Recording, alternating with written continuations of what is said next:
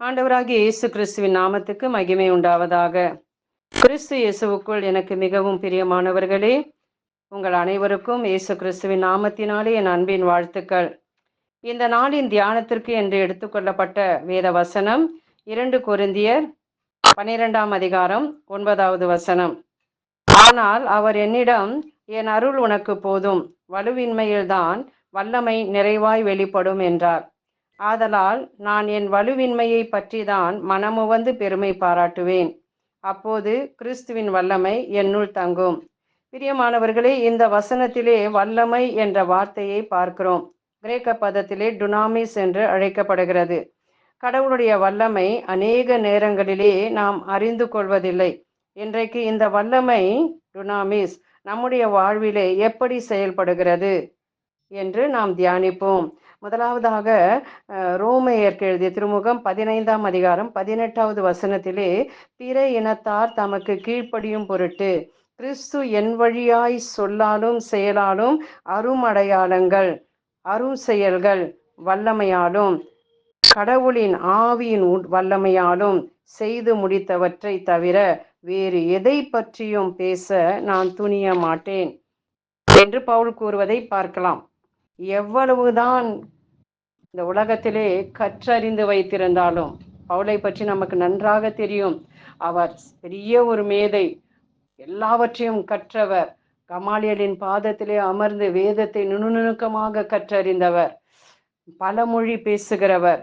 இப்படிப்பட்ட பவுல் கூறுவதை பார்ப்போமே என்றால், அவர் சொல்லுகிறார், நான் எல்லாவற்றையும் கற்றறிந்து வைத்திருந்தாலும், எல்லாவற்றையும் நான் பேசினாலும், நான் எதை பற்றியும் நான் எதை பேச விரும்புகிறேன் என்றால், எதை நான் சொல்ல விரும்புகிறேன் என்றால், நான் ஆண்டவராகிய இயேசு கிறிஸ்துவை பற்றி தான், ஆண்டவராகிய இயேசு கிறிஸ்துவின் வல்லமையை பற்றி தான், கடவுளுடைய வல்லமையை பற்றி தான், எனக்குள்ளாக அவர் செயல்பட்டு கொண்டிருக்கின்றார். அவருடைய வல்லமை எனக்குள்ளாக இருக்கிற அந்த வல்லமை எப்படிப்பட்ட அரும் செயல்களை செய்து கொண்டிருக்கிறது, எப்படிப்பட்ட அருங்குறிகளை செய்து கொண்டிருக்கிறது என்பதை பற்றி தான் நான் பேச விரும்புகிறேன். மற்ற என்னுடைய வாழ்விலே நான் பெற்றுக்கொண்ட மகிமை, நான் பெற்றுக்கொண்ட புகழ், பெருமை, இதை பற்றி நான் பேச விரும்பவில்லை. வேறு எதை பற்றியும் நான் பேச விரும்பவில்லை. எனக்குள் செயல்படுகிற அந்த தேவ வல்லமையை நான் பேச விரும்புகிறேன். எனக்குள்ளாக செயல்பட்டு கொண்டிருக்கிற அந்த ஆவியின் வல்லமையை நான் பேச விரும்புகிறேன் என்று பவுல் கூறுகின்றார். எந்த அளவுக்கு நாம் தேவனுடைய வல்லமையை பேசி கொண்டு இருக்கிறோமோ, எந்த அளவுக்கு தேவனுடைய வல்லமை நமக்குள்ளாக இருக்கிறது என்பதை உணர்கிறோமோ, அந்த அளவுக்கு தேவ வல்லமையினாலே நாம் நிரப்பப்படுகிறவர்களாக இருப்போம். எனவே இந்த நாட்களில் நாம் அதிகமாக தேவனுடைய வல்லமையை நாம் உணர்வோம். தேவ வல்லமை நமக்குள் குடிக்கொண்டிருக்கிறது. அநேக நேரங்களிலே நாம் இதை உணர்வதில்லை. நம்முடைய சுய பலத்தை நாம் சார்ந்து நிற்கின்றோம். நான் செய்தேன், நான் தான் பண்ணினேன், நான் தான் இதை செய்தேன் என்று நம்முடைய சுய ஆற்றல், இதன் மீது நான் நம்பிக்கை வைத்திருக்கிறேன். அசாதாரண வல்லமை நமக்குள்ளாக குடிக்கொண்டிருக்கிறது. அதுதான் தேவ வல்லமை.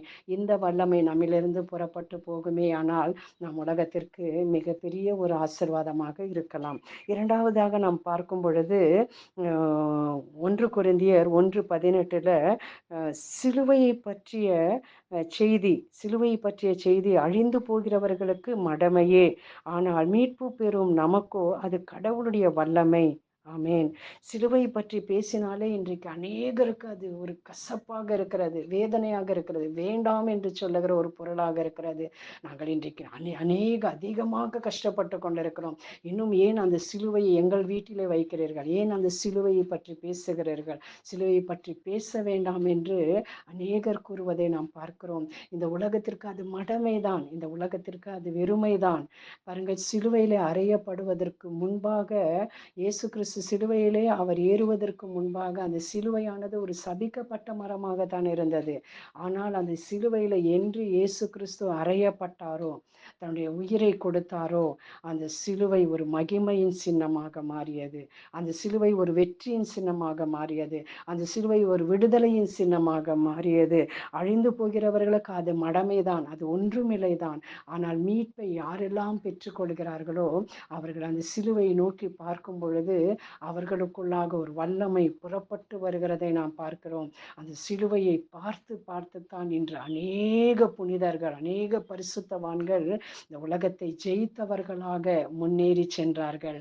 இன்றைக்கு அந்த சிலுவை தான், சிலுவை பற்றிலே தான் பவுல் கூறுகிறான், நான் சிலுவையிலே அன்றி சிலுவை பற்றி வேறு எதிலும் நான் பெருமை பாராட்ட மாட்டேன். ஏனென்றால் சிலுவை எனக்கு அது மீட்பின் வல்லமையாக இருக்கிறது. சிலுவை எனக்கு மேலே செல்வதற்கு, நான் உயர்ந்து செல்வதற்கு, இந்த உலகத்தை கடந்து செல்வதற்கு, இந்த உலகத்தை ஜெயிப்பதற்கு எனக்கு சிலுவையில தான் வல்லமை என்று சொல்லி அந்த சிலுவையை அவர் நோக்கி பார்க்கிறார். காரணம் என்ன? அந்த சிலுவையில அறையப்பட்டவர் சாதாரண மனிதன் அல்ல, கடவுளுடைய ஞானம், கடவுளுடைய வல்லமை அந்த சிலுவையில குடிக்கொண்டிருக்கிறவரிடத்திலே குடிக்கொண்டிருக்கிறது. அந்த இயேசு எனக்குள் குடிக்கொண்டிருந்தால் எனக்குள்ளாக கடவுளுடைய வல்லமை இருக்கிறது என்ற அர்த்தம். எனக்குள்ளாக அந்த இயேசு இருக்கிறார் என்றால் கடவுளுடைய வல்லமை எனக்குள்ளாக குடிக்கொண்டிருக்கிறது, ஞானம் குடிக்கொண்டிருக்கிறது. எனவே பிரியமானவர்களே, இந்த சிலுவையை நாம் நோக்கி பார்த்து இந்த உலகத்தை நாம் ஜெயிப்போம். மூன்றாவதாக பார்க்கும் பொழுது 1 கொரிந்தியர் முதல் அதிகாரம் 24வது வசனம். 1 கொரிந்தியர் முதல் அதிகாரம் 24வது வசனத்திலே, ஆனால் அழைக்கப்பட்டவர்கள் யூதரானாலும் கிரேக்கரானாலும் அவர்களுக்கு கிறிஸ்து கடவுளுடைய வல்லமையும் ஞானமுமாயிருக்கிறார். பிரியமானவர்களே, பாருங்கள், நீங்கள் அழைக்கப்பட்டிருக்கிறீர்களா? கடவுளால் தேர்ந்து கொள்ளப்பட்டிருக்கிறீர்களா? இந்த நிச்சயம் நிச்சயமாக உங்களுக்குள்ள இருக்கிறதா? கடவுள் என்னை அழைத்திருக்கிறார், என்னை தேர்ந்தெடுத்திருக்கிறார், அவருடைய ஊழியத்திற்கு அழைத்திருக்கிறார், நான் கடவுளுடைய பணியை செய்து கொண்டிருக்கிறேன், நான் அவரால் அழைக்கப்பட்டிருக்கிறேன் என்ற அந்த நிச்சயம், கடவுளால் அழைக்கப்பட்ட இருக்கிறேன் என்ற அந்த நிச்சயம் நமக்கு இருக்குமே என்றால், கடவுள் யாரையெல்லாம் அழைத்திருக்கிறாரோ, கடவுள் யாரையெல்லாம் தெரிந்து கொண்டிருக்கிறாரோ அவர்களுக்கு எல்லாம் கடவுள் எப்படி இருக்கிறாராம்? கிறிஸ்து எப்படி இருக்கிறாராம்? கடவுளுடைய வல்லமையாய், கடவுளுடைய ஞானமாய் அழைக்கப்பட்டவர்களுக்கு இருக்கிறார். நாம் இந்த உலகத்தில் எவ்வளவு போராட வேண்டும், எத்தனை கஷ்டங்கள் பட வேண்டும், எத்தனை யுத்தங்கள் செய்ய வேண்டும், எத்தனை பேரை நாம் சந்திக்க வேண்டும், எத்தனை கஷ்டங்கள், துன்பங்கள், போராட்டங்களை நாம் கடந்து செல்ல வேண்டியது இருக்குது. ஆனால் இவைகளுக்கு மத்தியிலே நான் எப்படி நடந்து கொள்ள வேண்டும், எப்படி கடந்து போக வேண்டும் என்ற தேவ ஞானத்தை, தேவ வல்லமையை, தேவ கிருபையை எனக்கு கொடுக்கக்கூடியவராக ஆண்டவராகிய இயேசு கிறிஸ்து இருக்கின்றார். நான்காவது பார்க்கும் பொழுது 1 கொரிந்தியர் 2ஆம் அதிகாரம் 4-5 வசனங்களிலே, நான் பறைசாற்றிய செய்தி ஞானத்தின் கவர்ச்சியான சொற்களில் அமையவில்லை, ஆனால் அது தூய ஆவியின் வல்லமையை எடுத்து காட்டுவதாக அமைந்தது. உங்கள் நம்பிக்கைக்கு அடையாளம் மனித ஞானம் அல்ல, கடவுளுடைய வல்லமையே. ஆமென். ஆம் பிரியமானவர்களே, இந்த வசனத்தை நாம் நோக்கி பார்ப்போம். இந்த வசனத்தை மீண்டும் மீண்டும் தியானித்து பார்ப்போம். நான் பறைசாற்றிய செய்தி இந்த உலக தலைவர்களுடைய ஞானம் அல்ல, இந்த உலக ஞானமும் அல்ல. நான் அறிவிக்கின்றவர், நான் பறைசாற்றுகின்றவர் எப்படிப்பட்டவர்? அவர் இந்த உலகத்தை கடந்தவர், இந்த உலகத்திலிருந்து ஜெயம் கொண்டவர். கடவுளுடைய ஞானத்தை தான் நான் பேசுகிறேன். பவுல் மீண்டும் மீண்டும் அவர் கூறுகின்றார், நான் பறைசாற்றிய செய்தி, இந்த உலகத்திலே கவர்ச்சியான வார்த்தைகளை வைத்து நான் எந்த வார்த்தைகளையும் சொல்லி கிறிஸ்துவை அறிவிக்க வரவில்லை. அல்லது மனிதனுக்கு ஒரு பிரியப்படுகிற மாதிரி, நல்லெண்ணத்தை தேடுகிற மாதிரி எந்த உலக நீதிகளையோ ஞானத்தையோ நான் பேசவில்லை. நான் பேசுவது தேவ ஞானத்தை, கடவுளுடைய ஞானத்தை பேசுகிறேன். இது உலக ஞானத்தை அல்ல, உலக தலைவர்களுடைய ஞானத்தை அல்ல, கவர்ச்சியான வார்த்தைகளை அல்ல. பிரியமானவர்களே, இந்த வார்த்தைகளை நாம் உணர்ந்து பார்த்தோமே என்றால், நாம் எப்படி கடவுளை அறிவித்து கொண்டிருக்கின்றோம், எப்படி அவருடைய சமூகத்திலே நாம் ஜெபித்து கொண்டிருக்கின்றோம், இந்த உலகத்தின் கவர்ச்சியான ஞானத்தையா, இந்த உலகத்தின் கவர்ச்சியான வார்த்தைகளையா, அல்லது இந்த உலக மனிதர்களுடைய வார்த்தைகளையா? எதுவுமே ஆண்டவருடைய சமூகத்திலே நிலைக்காது. இதெல்லாம் அழிந்து போகக்கூடியது. நான் பேசுவது இந்த உலக தலைவர்கள் ஞானத்தை அல்ல, நான் பேசுவது இந்த உலகத்தின் ஞானத்தை அல்ல. நாம் பேசுவது எல்லாம் கடவுளுடைய வல்லமையாக, கடவுளுடைய ஞானத்தை பற்றியதாக இருக்குமே என்றால், கடவுளுடைய வல்லமை நிறைவாய் நமக்குள் செயல்படும். அடுத்ததாக நாம் பார்ப்போம், 1 கொரிந்தியர் 6ஆம் அதிகாரம் 13, 14 வசனத்திலே, ஆண்டவரை உயிர்த்தெழச் செய்த அந்த கடவுளுடைய வல்லமையால் நம்மையும் உயிர்த்தெழச் செய்வார். நம்முடைய உடல் ஆண்டவருக்கே உரியது. ஆண்டவரும் இந்த உடலுக்கே உரியவர் என்று இங்கு வசனங்களிலே நாம் தியானிக்கின்றோம். பிரியமானவர்களே, ஆண்டவரை உயிர்த்தெழச் செய்த வல்லமை, அந்த இயேசு கிறிஸ்துவை உயிர்த்தெழச் செய்த அந்த வல்லமை, இயேசு கிறிஸ்துவிடத்திலே கடவுளுடைய வல்லமை முழுமையாய் குடிக்கொண்டிருந்தது. கடவுளுடைய ஞானம் முழுமையாய் குடிக்கொண்டிருந்தது. கடவுளுடைய இறைத்தன்மை முழுமையாய் இயேசு கிறிஸ்துவுக்குள் குடிக்கொண்டிருந்தது. அவருக்குள் கடவுள் உடல் உருவிலே கடவுள் முழுமையாய் அவருக்குள்ளாக வாசம் செய்து கொண்டிருந்தார், குடிக்கொண்டிருந்தார். பிரியமானவர்களே, அவருடைய உடல் கடவுளுடைய கோவிலாக, கடவுளுடைய ஞானம் தங்குகிற கோவிலாக, கடவுளுடைய வல்லமை பரிசுத்த ஆவியானவர் தங்குகிற ஒரு ஆலயமாக இயேசு கிறிஸ்து இந்த உலகத்தில் இருந்தார். இந்த உடல் இயேசு கிறிஸ்து கடவுளுக்கு அர்ப்பணிக்கப்பட்ட அந்த உடலாக இயேசு கிறிஸ்துவின் உடல் இருந்ததினாலே அந்த உடல் மீண்டும் உயிர்த்தெழச் செய்ய கடவுள் வல்லமை உள்ளவராக இருந்தார். அந்த உடலை மீண்டும் உயிர்த்தெழச் செய்தார். அந்த வல்லமை கிறிஸ்துவின் வல்லமை, கிறிஸ்துவின் ஆவியின் வல்லமை எனக்குள் நமக்குள் குடிக்கொண்டிருந்தால், அந்த கிறிஸ்துவின் ஆவி நமக்குள் எப்பொழுதும் குடிக்கொண்டிருக்கிறவராக இருக்கிறோம் என்றால், நம்மையும் கடவுள் இயேசு கிறிஸ்துவை உயிர்த்தெழச் செய்த அதே தன்னுடைய வல்லமையினாலே நம்முடைய இந்த உடலையும் உயிர்த்தெழச் செய்யக்கூடியவராக இருக்கின்றார். இந்த உடல் கடவுளுக்குரியது, இந்த உடல் தேவனுக்குரியது. தேவன் இந்த உடலுக்குரியவர். நாம் தேவனுக்குரியவர்கள், கடவுளுக்குரியவர்கள், கடவுள் நமக்குரியவர்கள், உரியவராயிருக்கின்றார். இதை நாம் உணர்வோம். இதை அதிகமாய் நாம் உணரும் பொழுது கடவுளுடைய ஆவியானவர் அவருடைய வல்லமை நம்மிலிருந்து புறப்பட்டு போகும்.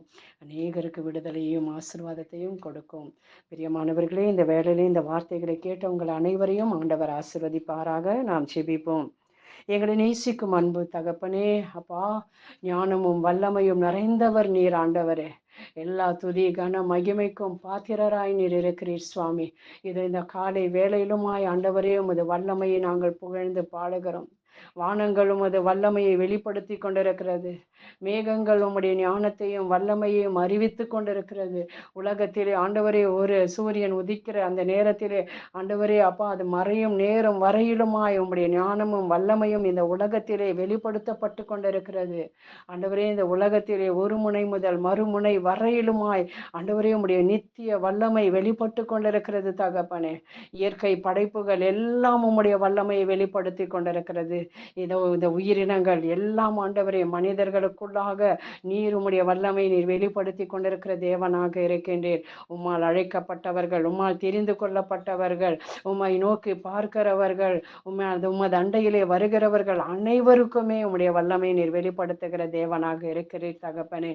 இதோ இந்த நாளிலுமாய் உம்முடைய வல்லமையை அணிந்து கொண்டிருக்கிற பாத்திரங்களாக, உம்முடைய வல்லமையினால் நிரப்பப்பட்ட பாத்திரங்களாக இந்த உலகத்திலே நாங்களும் வாழும்படியாக இந்த வல்லமை எங்களிடத்திலிருந்து புறப்பட்டு அநேகருக்கு ஆசீர்வாதத்தையும் ஆரோக்கியத்தையும் அநேகருக்கு செழிப்பையும் ஆறுதலையும் கொடுக்கக்கூடியதாக இருக்கட்டும் தகப்பனே.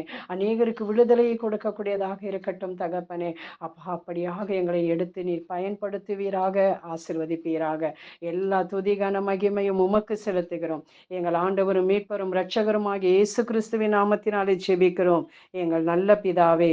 ஆமென்.